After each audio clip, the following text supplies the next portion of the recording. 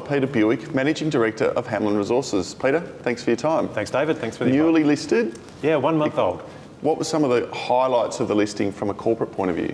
Well, we were a spin-off out of Encounter Resources, and Encounter shareholders had the opportunity to participate in that IPO, and we had a great support from our existing shareholders. But more importantly, I think, in a sort of a validation of what we're trying to do, is we managed to attract Goldfields and Silver Lake Resources to come on board as major shareholders. They both own 10% of Hamelin now, and it sort of validates what we're trying to do: go out into a greenfields terrain and find major gold systems. How important is modern exploration to what you're doing?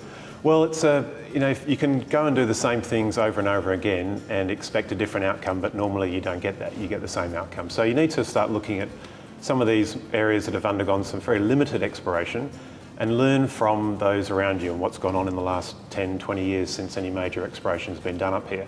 And certainly Newmont's work across the border in the Northern Territory at Calais operation has been one of the greatest brownfields gold stories in Australia. Not well documented. Newmont don't talk a lot about what they're doing, but what they have said is, and what we've learned from what they've been doing, we're now applying to the West Australian side of the same gold province and looking to do things differently, identify these 3D systems more accurately, and do some smart exploration. What's so unique about this project? I think the unique things about it is it's sitting in a gold belt that hosts a true world-class giant like Calais, and we've picked up 100 strike kilometres of the belt, and there's been vast amounts of very shallow two-dimensional exploration, almost geochemical exploration done, but very, very limited drilling at depth, and that's quite unknown to be able to get a plus 2,000 square kilometre contiguous piece of ground, first world jurisdiction, with an absolute giant across the border, and really very limited exploration done. So we're really excited about getting out there and doing some smart modern work. So talking about getting out there and doing some work, what's the next 6 months look like? Yeah, so we need to, this is quite bizarre. I mean, this is a great gold province. One of the first things we've done, which we just finished last week, was do a detailed magnetic survey. That's absolute exploration 101 for orogenic gold. You need to understand what the key structures are doing. This is a part of the world that hasn't even seen detailed mags done. So we've completed that now.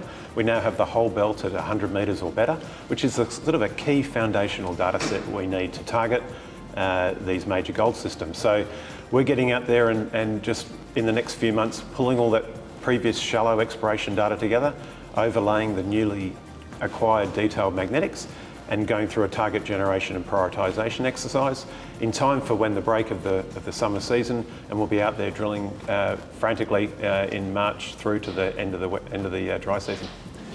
Significant land holding in an exciting part of the world, a giant next door, and significantly funded to do what you need to do into next year. Exciting times ahead for Hamelin shareholders. It's fantastic. Now, I think we've got a great story. We've got all the building blocks there in place, and we're very, very keen to get out there and make the next big gold discovery in WA.